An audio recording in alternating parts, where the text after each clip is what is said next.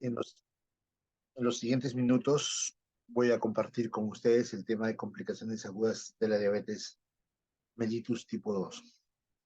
Eh, Como saben, la diabetes es una enfermedad que está incrementándose de manera significativa.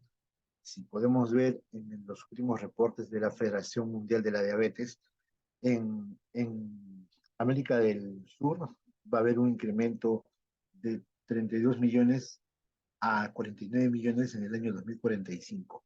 Esto significa que va a haber un incremento en los próximos años del 55% de la diabetes. Actualmente en el mundo hay cerca de 463 millones de pacientes con diabetes. Para el 2045 se estima que va a haber 700 millones. También lo que se ha visto es que en la diabetes, uno de cada 11 adultos en el mundo de 20 a 79 años tiene diabetes. Uno de cada dos pacientes con diabetes está subdiagnosticado. Tres de cuatro pacientes con diabetes viven en países de ingresos medios a bajos. Se gasta en diabetes el 10% del gasto total de salud y uno de cada 13 diabetes tienen intolerancia a la glucosa. También se ha visto que uno de cada cinco pacientes adultos mayores tienen diabetes y cerca de 1.110.000 niños y adolescentes tienen, por debajo de los 20 años, tienen diabetes tipo 1. También se ha visto que uno de cada seis nacimientos está asociado a hiperglicemia en el embarazo o a diabetes gestacional.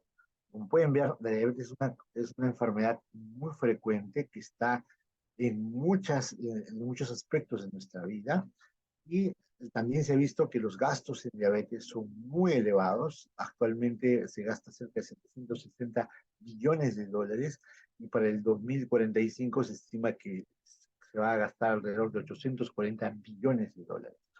Este gasto está asociado también al número de muertes, tanto en hombres como en mujeres, y este incremento se da a partir de los 50 años. La prevalencia de diabetes se incrementa de forma significativa, sobre todo a partir de los 40 años, tiene un pico entre los 60 y 74 años, y la diabetes tiene un costo que está casi parejo al de un cáncer y está encima de otras complicaciones como cerebrovasculares, la depresión o la artritis. La diabetes es una enfermedad que en los últimos tiempos ha sido estudiada. Los últimos reportes epidemiológicos mencionan que la diabetes tiene una prevalencia de 7% a nivel nacional, en Lima es 8.4, en la costa tiene una prevalencia de 8.2, en la sierra 4.5 y en la selva 3.5. Otros estudios, por ejemplo, el Perú Migran, muestra que la población migrante, de zona rural a migrante, incrementa su riesgo de diabetes y la población urbana también tiene un riesgo importante para diabetes. Lo mismo también para prediabetes. Entonces, uh, por cada paciente diabético, más o menos se estima que hay tres prediabéticos, ¿no? ¿Cuál es la epidemiología de las crisis hiperglicémicas?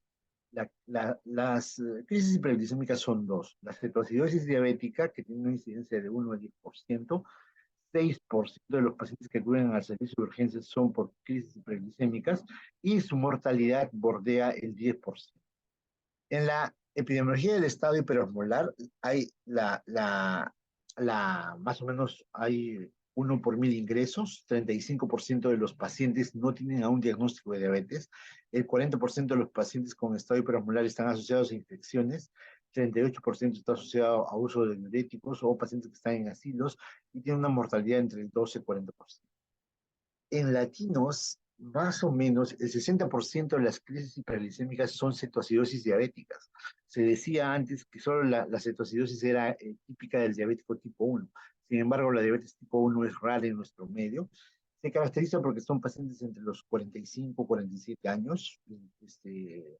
Es frecuente tanto en hombres como en mujeres y su índice de masa corporal está entre 26.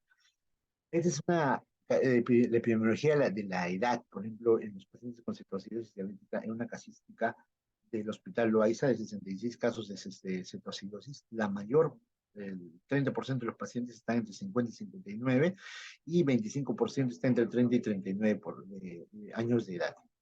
Las causas de cetoacidosis diabética, como pueden ver acá, la mayor parte, más del 50% de los pacientes identificados son diabetes mellitus tipo 2. 5% solamente es diabetes tipo 1. Hay también diabetes no identificada, no determinada la causa, porque todavía no se sabe si es diabetes tipo 1, tipo 2, diabetes postpancreatitis, diabetes gestacional, asociada a corticoides o a acromegalia, ¿no? Son casos esporádicos. Eh, Como vamos a verlo, es una cetoacidosis que tiene un pH 7.1, una glucosa cerca de 500, una osmolaridad en 300, y si uno hace el seguimiento al año de estos pacientes que han tenido cetoacidosis y no se sabía qué era, entonces podemos ver que, por ejemplo, al momento de la cetoacidosis, del 22%, al final solo 15% fue diabetes tipo 1, el otro era diabetes tipo 2. Y al inicio decíamos que 57% eran diabetes tipo 2, pero al año de seguimiento, los que solo están con antidiabéticos orales y no reciben insulina, el 82% de los pacientes son diabéticos tipo 2. Entonces, podríamos decir que la cetoacidosis diabética pareciera que se presenta como diabetes tipo 1, pero al año de seguimiento el 82% de los casos son diabetes tipo 2. Entonces, en nuestro país, la causa más frecuente de cetoacidosis diabética es diabetes tipo 2. Como sabemos, la diabetes tiene muchas complicaciones. Puede dar retinopatía, nefropatía, accidente cerebrovascular, neuropatía diabética, pie diabético, enfermedad cardiovascular. Y las complicaciones agudas, como ya lo hemos dicho, es el estado hiperosmolar, la cetoacidosis diabética y la hipoglicemia. Entonces, vamos a ir viendo cómo son estas complicaciones, ¿no? Principalmente la cetoacidosis diabética y el estado hiperosmolar. La cetoacidosis diabética ya fue descrito desde el año 1800, donde se reporta un primer caso de un paciente diabético que tiene coma. En el año 1857 ya se identifican las acetonas en orina. En el año 1870 y 1880 se descubre ya el acetato y el beta-hidroxibutirato y se describe la respiración de Kussmaul frecuente en la cetoacidosis diabética. En 1921 se descubre la insulina, en el año 1923 se describía la mortalidad con cetoacidosis diabética en cerca del 95% y se da el primer caso de tratamiento con insulina de forma exitosa. En el año 1930-1970 se introduce el tratamiento con altas dosis de insulina. Entre el 1971 y 1990 se empieza a dar protocolos de tratamiento de insulina con bajas dosis de insulina y administración de fluidos a niños que han tenido diabetes tipo 1. Entre el año 2001 y 2009 ya se publican las guías británicas de manejo de la diabetes y en el año 2009, entre el 2001 y 2009 se presentan ya las guías del manejo de la diabetes en la Asociación Americana de Diabetes.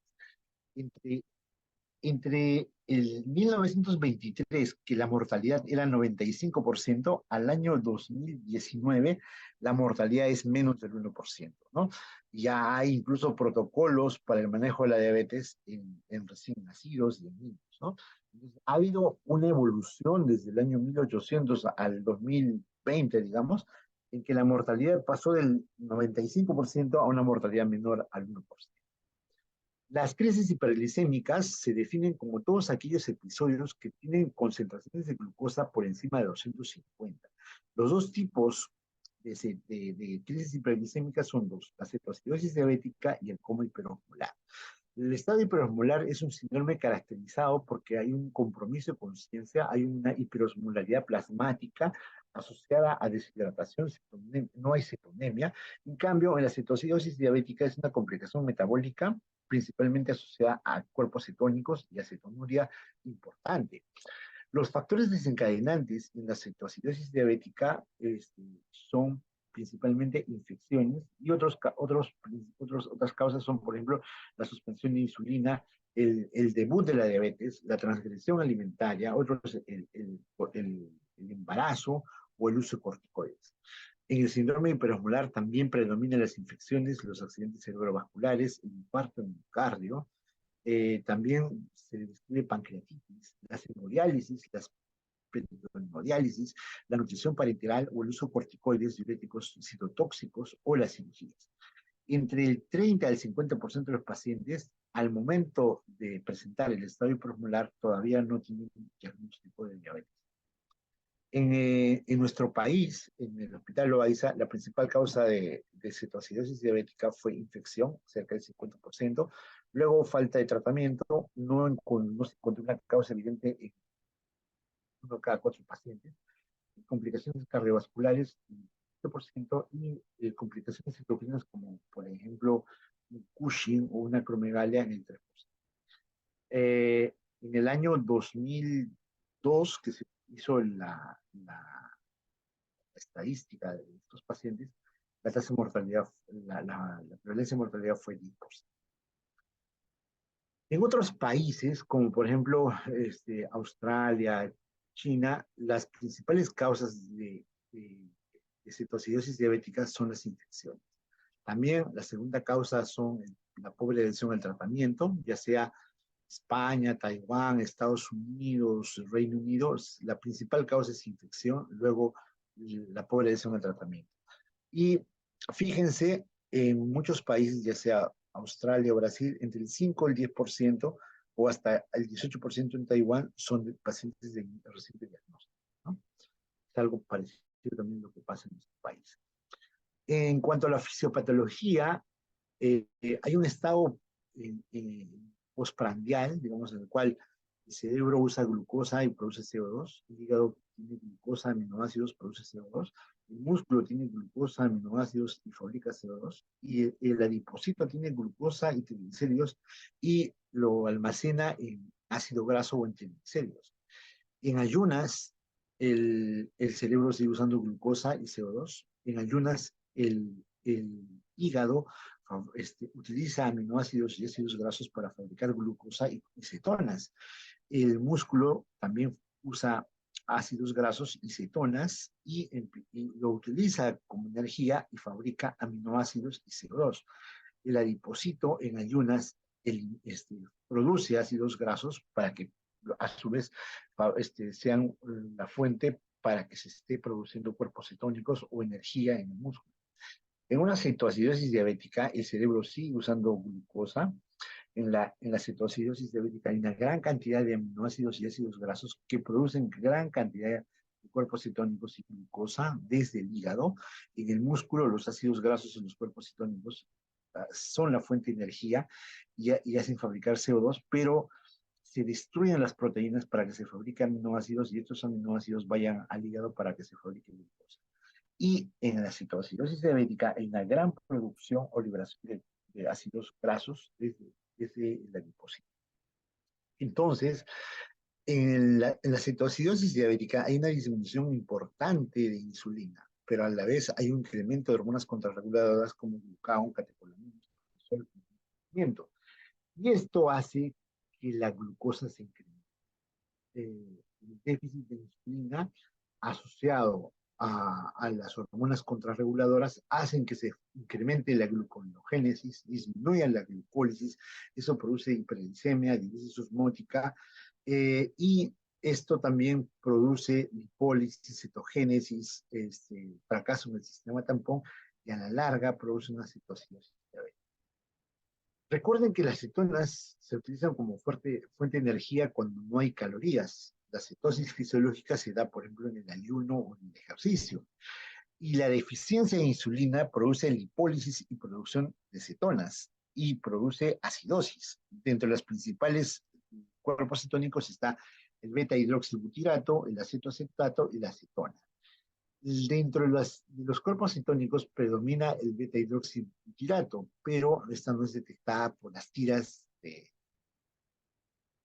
orina. Y puede haber cetoacidosis o puede haber cuerpos cetónicos, pero no se detectan en la orina porque no se detecta el beta-hidroxibutirato.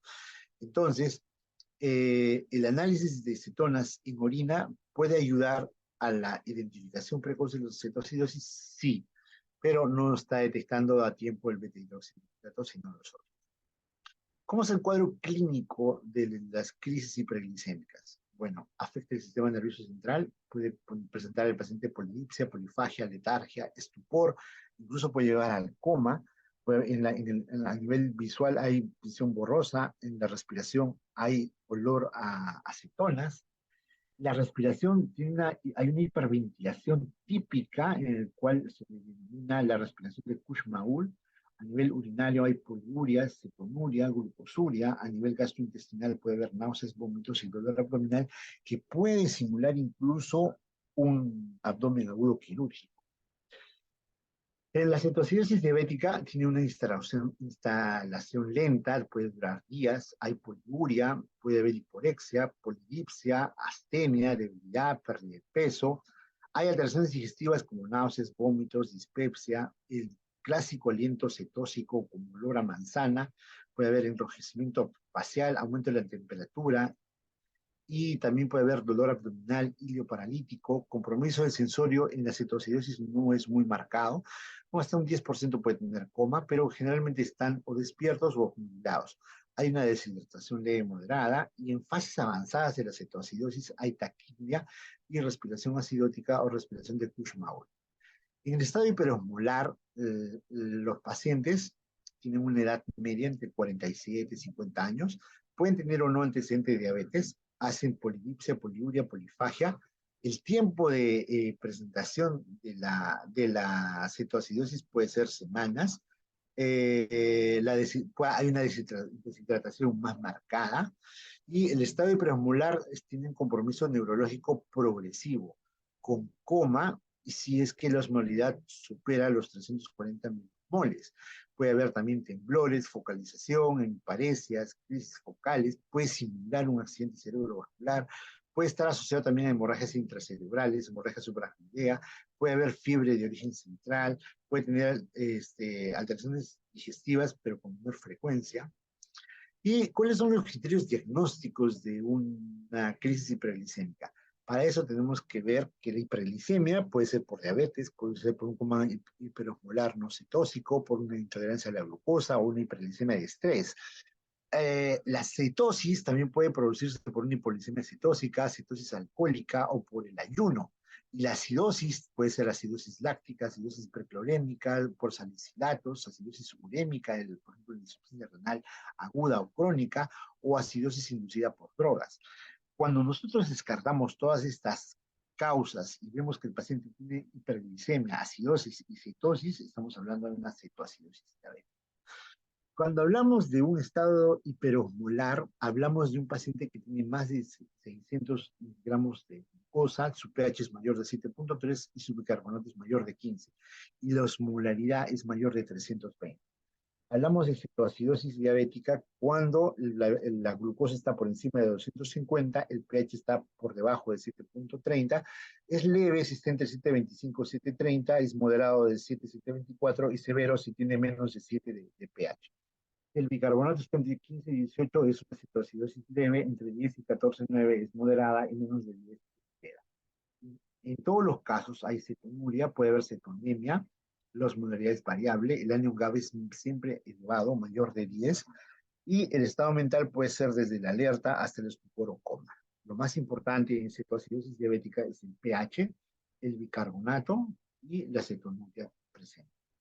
La severidad de la cetoacidosis puede ser de moderada a severa, entonces hay cuerpos cetónicos, el beta-hidroxiapatita está presente, el anion GABA está alto y el estado mental es un indicador de severidad. Si está más comprometido, la severidad es mayor. Recuerden, estimados alumnos, que para recalcular la osmolaridad efectiva tienen que multiplicar el sodio por 2 y sumar la glucosa entre 18. Recuerden que la osmolaridad normal es de 200 a 295. Recuerden que el cálculo del anion GABA es entre el sodio menos la suma del cloro más el bicarbonato y lo normal es menos de 12. Recuerden también que hay varios tipos o causas de anion GABA positivo, principalmente cetoacidosis diabética, pero puede ser alcohólica o de ayuno, acidosis láctica, insuficiencia renal aguda crónica, intoxicación por medicamentos como metanol, paraldehído, etilenglicol, salicilatos, y también la rabdomiolisis puede provocar acidosis con anion GABA positivo. La cetoacidosis diabética en peruanos se caracteriza porque son pacientes entre 42 y 46 años. El índice de masa corporal va entre 29 y 22 años. Su glucosa está entre 400 a 500, el pH 7.1. El bicarbonato puede ser entre 7 y 8, es una cetoacidosis severa. El sodio está entre 132, 9, 37. El potasio en 4.5. El año GAP muy elevado, en 26. La osmolalidad en 307 a 297. La creatinina puede estar incrementada, fíjense, pueden tener compromiso renal 2.1, 1.29, la hemoglobina glicosilada, fíjense, tan elevada en 11.6 o 12.6 entre aquellos pacientes con reciente diagnóstico, los que ya tienen diagnóstico, ¿no? ¿Cómo es el manejo de la cetoacidosis diabética?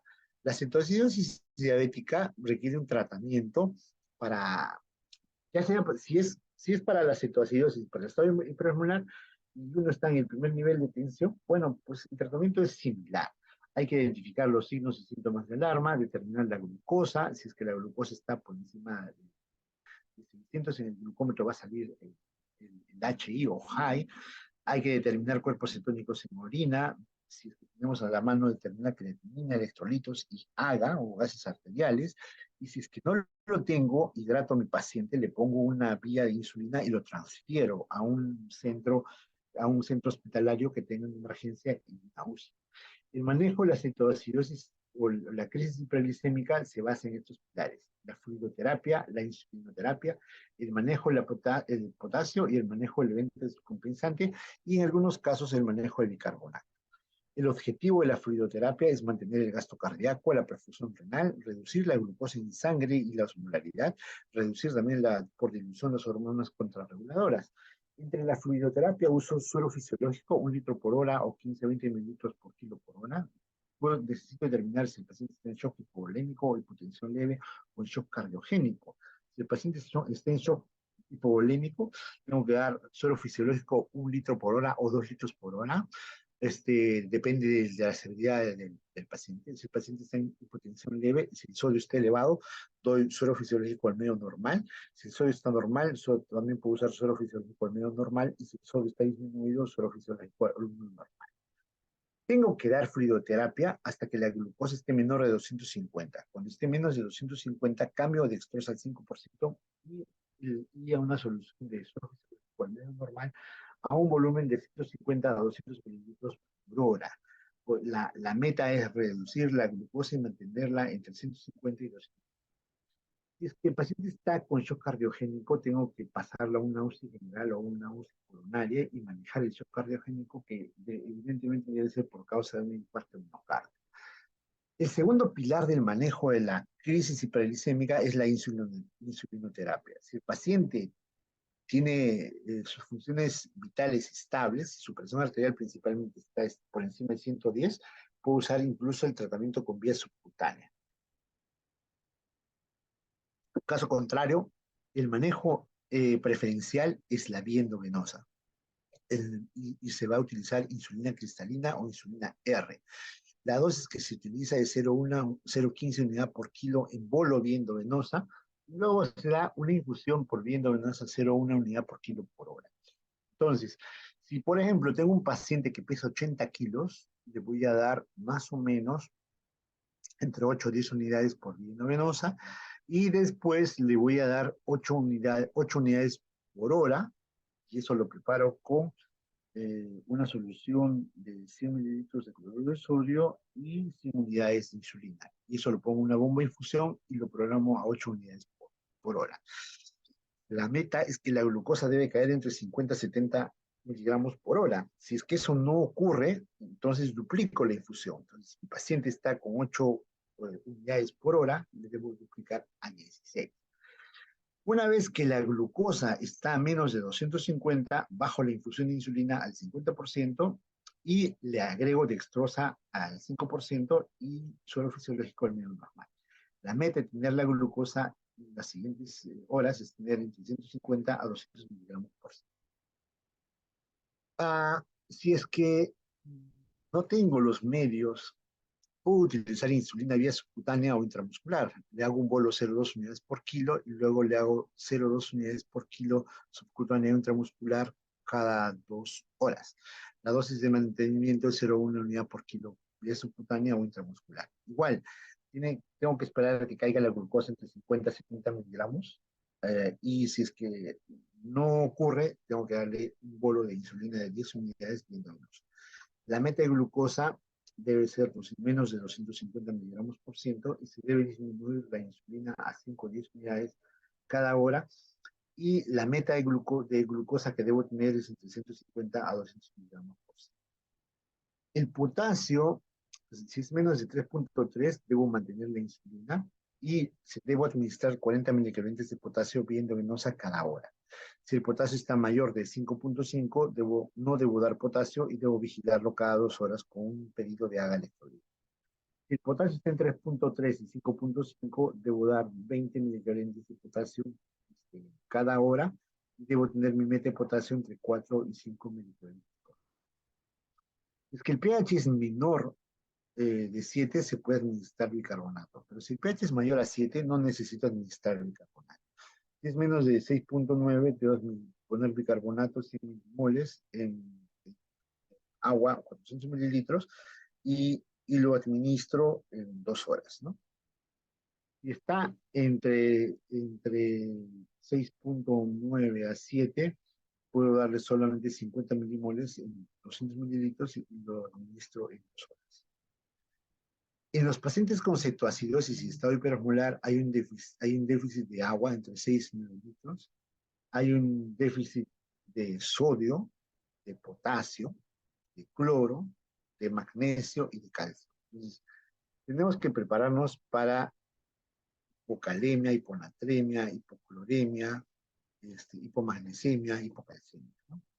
Tenemos que monitorizar al paciente el peso, el estado mental, la temperatura, el pulso, las respiraciones, la presión, la glucosa, los cuerpos cetónicos, los electrolitos, los resultados del AGA, el pH principalmente, el CO2, la saturación, la dosis de insulina que estoy dando, y tengo que ver cuánto de fluido le estoy dando, soluciones al medio normal, al humo normal, dextrosa, si le estoy dando bicarbonato, tengo que monitorizar cuánto está comiendo, si está, cuánto está orinando, y tengo que ver también su estado neurológico, ¿no? Si está lúcido, orientado, tiempo, espacio, persona.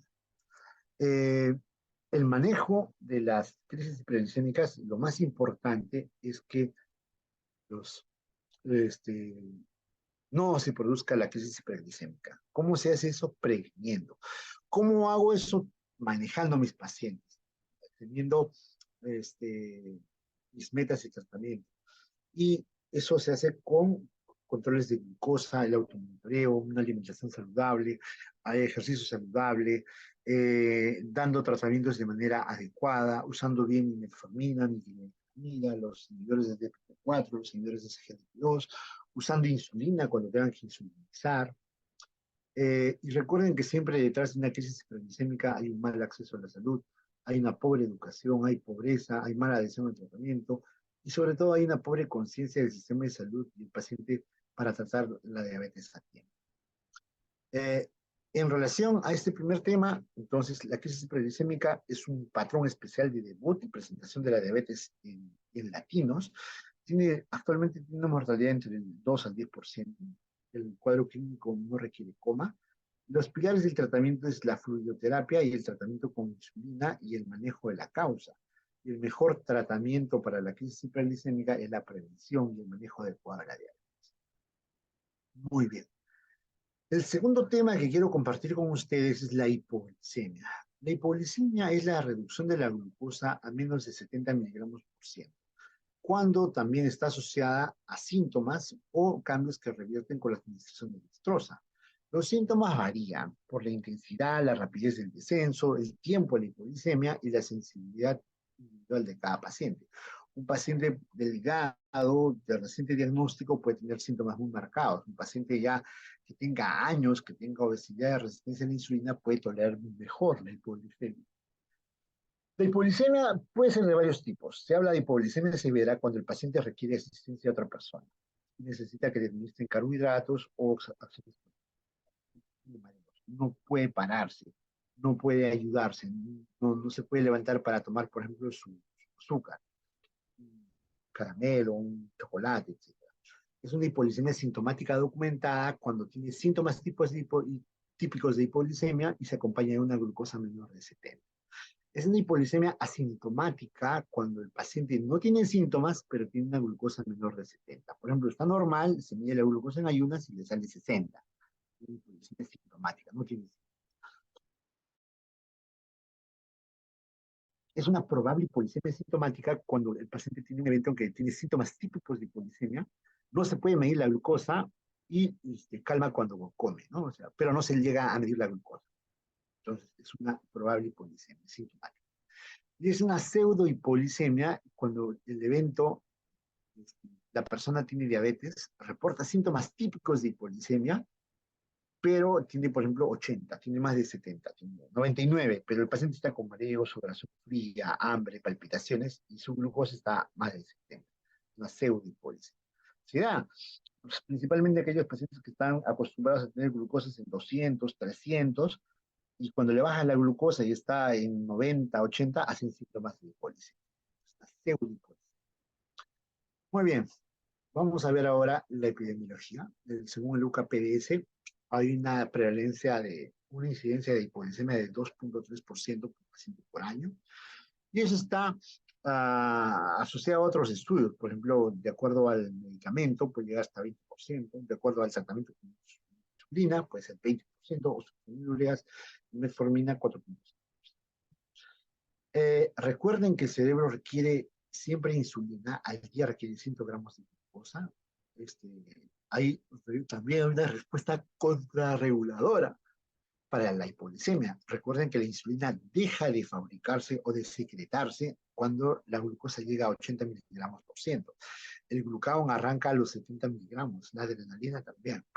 La hormona de crecimiento se dispara al valor de 65 miligramos por ciento y el cortisol cuando está la glucosa por debajo de 60. Por eso, si vamos a hacer una prueba para ver cómo está el cortisol, le puedo provocar hipoglicemia, pero esto tiene que llegar a glucosa por debajo de 60. 50. Los síntomas de la hipoglicemia pueden ser autonómicos o neuroglicopénicos. Los autonómicos se dan cuando la glucosa está por debajo de 55 y los neuroglicopénicos por debajo de 45. En diabéticos, la respuesta está alterada porque hay una insulina exógena por la acción de los insulinas o porque la respuesta está alterada por una neuropatía autonómica. Las causas puede ser principalmente que el paciente no consuma alimentos de forma adecuada, que haya un tiempo prolongado entre los alimentos. Por ejemplo, los pacientes hospitalizados cenan a las 6 de la tarde y su desayuno llega a las 8 de la mañana. O sea, hay 14 horas de ayuno. O a veces los pacientes, por hacer su dieta, saltan la cena, pero se ponen su medicamento. El ejercicio incrementado también es otra causa de hipoglicemia. Enfermedades intercurrentes, infecciones urinarias, neumonías, sepsis, partos, pueden provocar hipoglicemia. Los pacientes por encima de 65 años tienen mayor riesgo de hipoglicemia. La insuficiencia hepática y renal, órganos que fabrican glucosa, se encargan de la gluconeogénesis, si están alterados, van a tener hipoglicemia.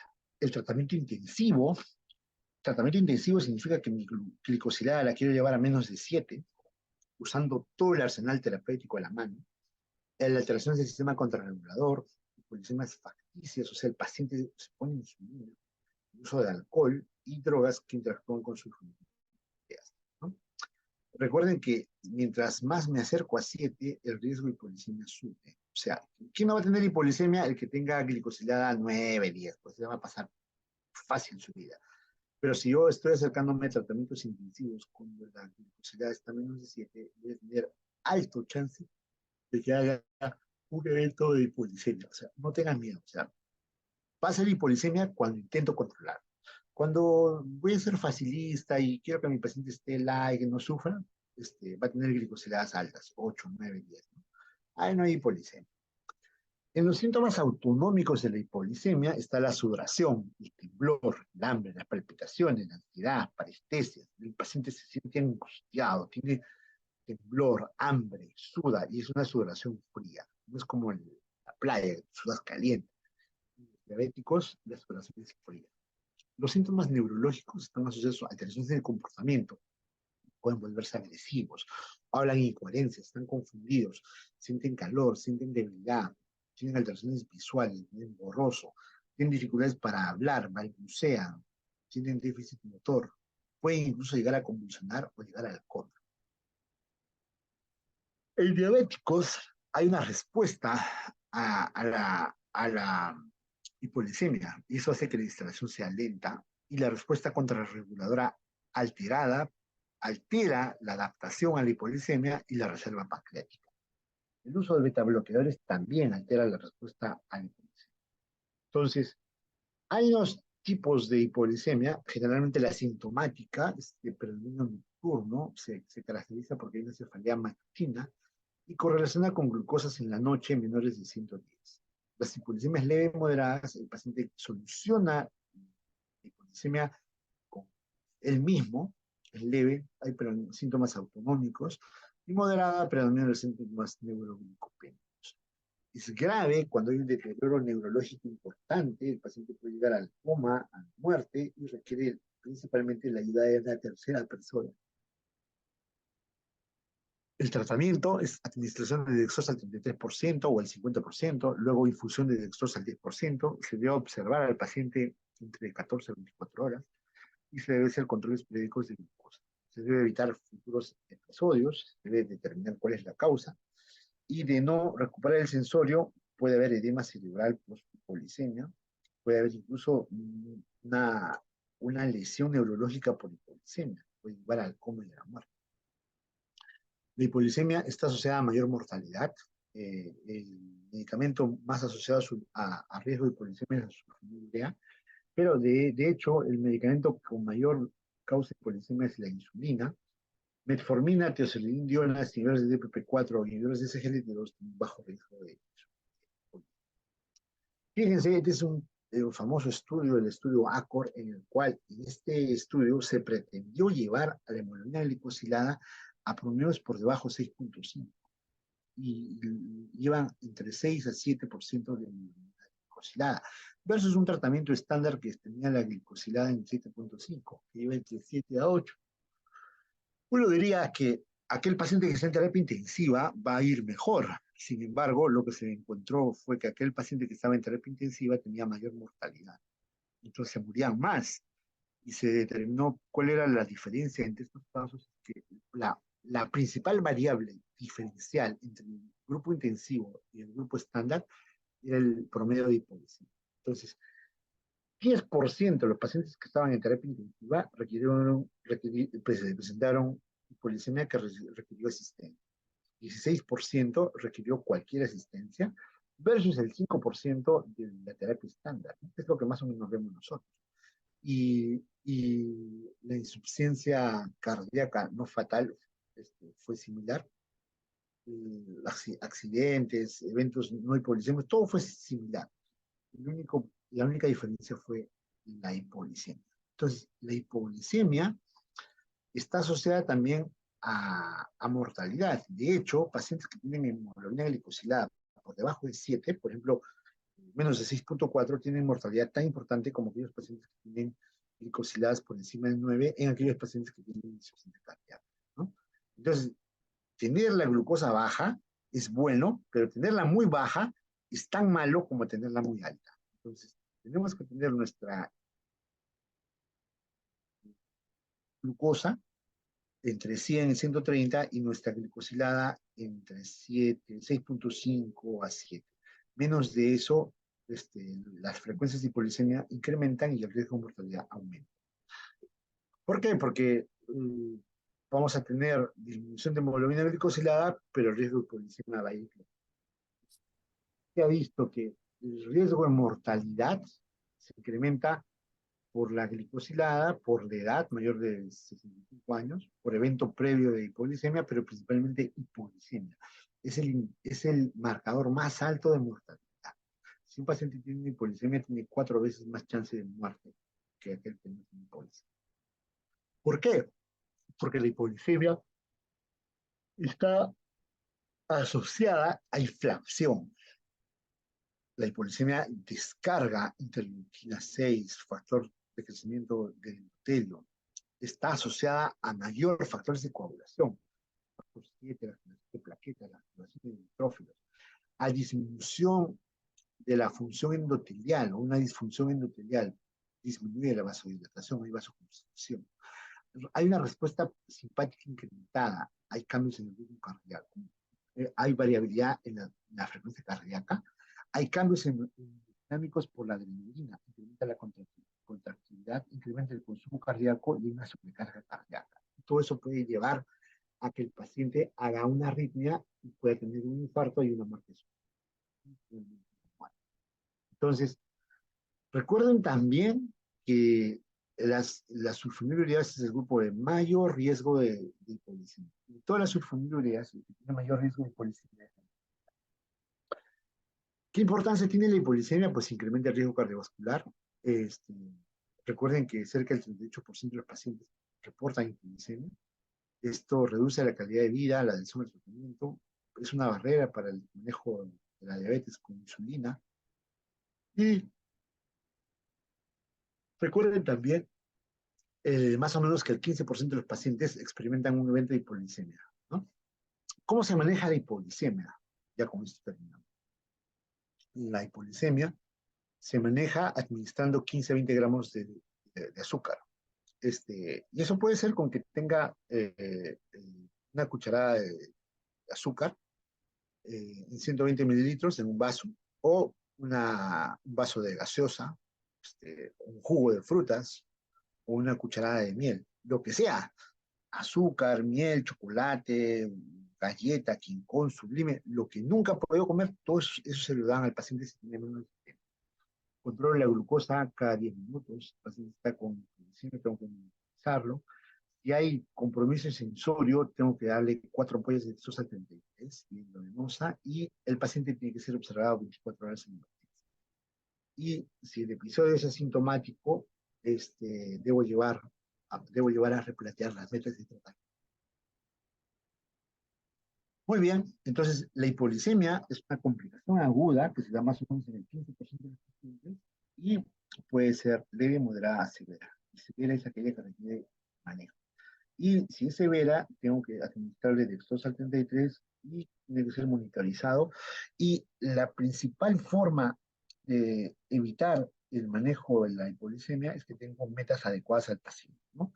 Si tengo un paciente con factores de riesgo para hipoglicemia, tengo que evitar tratamientos muy intensivos. Muy bien, si tienen alguna pregunta, encantado de poder compartir con ustedes, poder, este, Sí, conversar. doctor, en el chat tenemos una pregunta. Nos dice, doctor, ¿cuáles serían las características que nos marcan que la corrección de la hipoglicemia ya no puede ser por vía oral? Ya, lo principal es que tenga compromiso de sensorio. Por ejemplo, si un paciente tiene hipoglicemia, en un inicio tiene dolor de cabeza, palpitación, angustia, sudoración fría. El paciente está bien. Entonces se mide la glucosa y dice 60, ¿no? Entonces el paciente se para, prepara su té, o toma su gaseosa, o come una galleta, o come un sándwich, o lo que sea, un chocolate, un caramelo, lo que fuere. Y si en 10 minutos se mide la glucosa, ya de 60 ya debe estar en 80, 90, etc. ¿Qué pasa si mi paciente está durmiendo, este, este, no se puede levantar, la hipoglicemia sigue avanzando a 50 digamos, el paciente no puede pararse? O sea, el paciente se quiere parar, pero no puede, tiene como mareo, se cae. Entonces, ahí requiere la asistencia de otra persona. Si es que la otra persona reconoce la hipoglicemia y mide la glucosa y tiene una glucosa por debajo de 70, tiene que darle dulce, chocolate, caramelo debajo de la lengua o darle, por ejemplo, un frugo, dárselo de beber. Si a pesar de darle esos líquidos, la glucosa está por debajo de 70, debe seguir dándole chocolates, dulces por debajo de la lengua o ponerle azúcar debajo de la lengua, pero debe ya trasladarlo a una emergencia, porque requiere tratamiento por vía endovenosa. Otra alternativa sería, por ejemplo, que llamen a los bomberos, a la emergencia, a un SAMU. Ojalá, a veces tienen expertos atendentes, a veces no. Mejor llevarlo a la emergencia. Las crisis hipolicémicas sí pueden simular un ACV. ¿Cómo diferenciarlos? Por el manejo, ¿no? Generalmente, si es un ACV, generalmente tienes una hemiparesia o una hemiplegia. Hay trastornos en el habla. El paciente tiene trastornos, el policémico tiene trastornos en el habla, pero pues no hace una focalización de hemiparesia o hemiplegia. Hace una, digamos, hace una alteraciones en la motilidad, incluso en la sensibilidad de las cuatro extremidades. ¿Puede simular un ictus? Sí, puede simular. Pero igual, lo que importa es que usted tenga su glucómetro, mida la glucosa, y si este está menos de 70, debe tratar ese evento. Igual, ¿no? Está con trastorno respiratorio, es un indicador de que debe ser trasladado a un hospital para un mejor manejo y evaluación.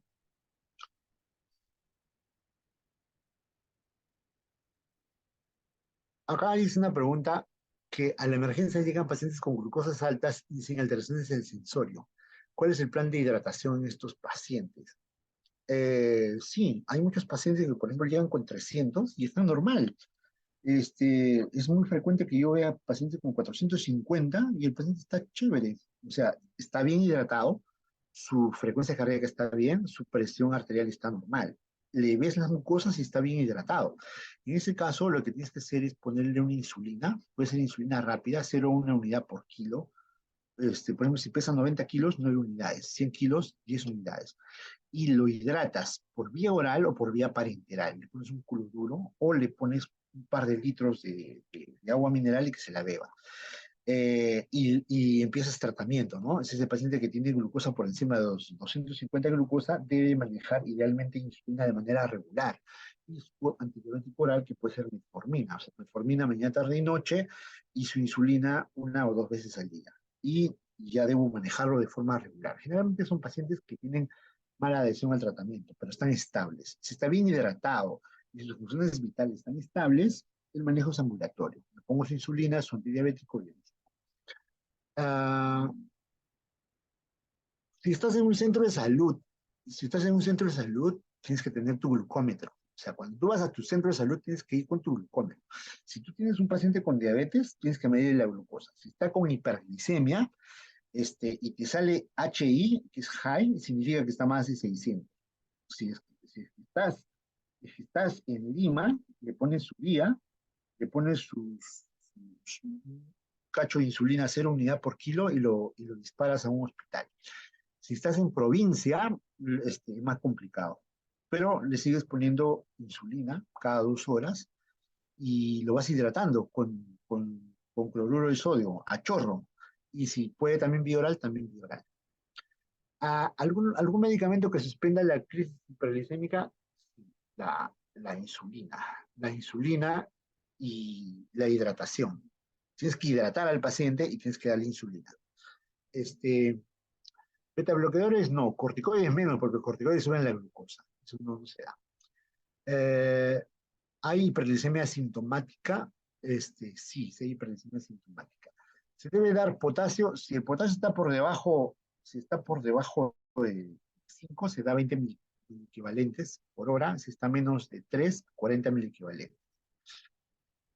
En el primer nivel, donde no tengo insulina, ¿qué hago? Si mi paciente tiene glucosa alta, lo hidrato. Le pongo su cloruro,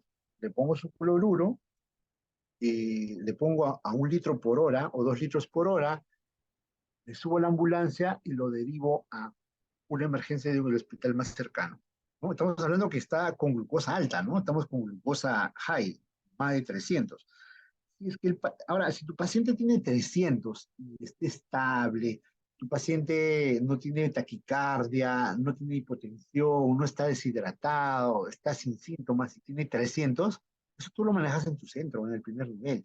Tú le das, lo hidratas y oral, la parenteral también si quieres, y lo manejas con metformina, con glibenclamida, por ejemplo, y le enseñas su dieta y que haga actividad física y que ya no coma chatarra, grasa, fritura, marisco, vivencia, que no tome gaseosa, dulces, etcétera.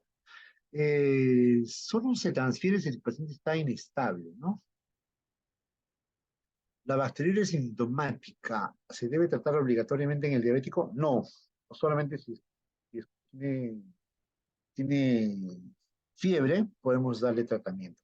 Ahora, si es una infección a repetición, hay que buscar la causa. Principalmente son litiasis o alteraciones ginecológicas, por ejemplo, una distopía genital. En ese caso se debe tratar esa causa, la litiasis o la distopía. Si un paciente llega con presión alta y tiene una glucosa alta, ¿el suero fisiológico está indicado? Sí, se debe hidratar. Ahora, depende de su estado de hidratación. Si es que el paciente es hipertenso, generalmente un paciente hipertenso tiene 160, 170, y hay que evaluar su estado de hidratación, ¿no? Puede que el hipertenso maneje presiones de 200 y porque está deshidratado va a tener una presión de 150, 140. Debes monitorizar la presión arterial, debes darle tratamiento para la presión arterial y debes evaluar su estado de hidratación. Si el estado de hidratación tiene piel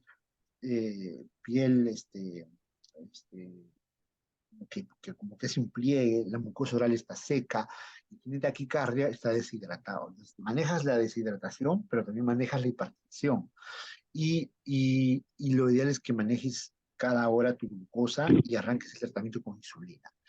Y si tu paciente está en un hospital, ya lo monitorizas, ¿no? El paciente, por ejemplo, que ya tiene complicaciones cardíacas, es mejor que lo transfieran. Es mejor tener monitor. Hay que hacerle a ese paciente un EKG, puede que ese paciente esté con un infarto, entonces necesito un EKG, necesito enzimas cardíacas, necesito verse una radiografía de tórax, algo en el corazón, pulmón, ¿no? Un adulto mayor con ITU que ha hecho hipolicemia se debería referir al hospital o se corrige la glucosa y se da tratamiento por la ITU. El adulto mayor puede ser hipolicemia por infección urinaria. Ahora, es una hipolicemia leve, moderada o severa. Si es leve, moderada, el tratamiento es ambulatorio. Le das, controlas la infección y le das su glucosa por vía oral. Ahora, si la hipolicemia es severa, tiene trastorno sensorio, ya meritaría que tu paciente tenga tratamiento con Textor 33 y sea monitorizado 24 horas en una emergencia, por lo menos, ¿no? ¿Con qué medicación se da de alta a una crisis hiperglicémica? Mira, la crisis hiperglicémica demora más o menos 3 días en manejarla. Una vez que termina la crisis hiperglicémica, tú dices cuánto de insulina ha usado en el último día. Y digamos, ha usado 30 unidades. Entonces tú dices, ya, este paciente va a requerir entre 20 y 30 unidades. Digamos, le dices, vas a darle 25 unidades. Entonces tú le puedes dar este, 20 unidades en la mañana y 10 en la noche.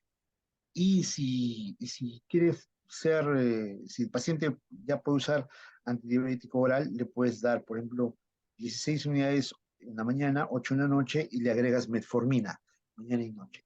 Puedes agregar, si es paciente con diabetes tipo 2, puedes dar antibióticos orales y puedes dar insulina. Siempre tiene que usar insulina, porque si no usa insulina, el chance de que vaya a recaer es muy alto, es peligroso. Muy bien, son buenas preguntas. Ha sido muy interesante, ha sido muy interesante compartir. Bueno, tienen mi correo electrónico, cualquier duda, me escriben ahí. Sí. Muchas gracias, doctor, por la ponencia del día de hoy. Si surgieran más dudas, yo se los haría llegar. Y pues nuevamente agradecerle por su disposición de tiempo. Nosotros sabemos que es temprano. Pues muchas gracias de todas formas.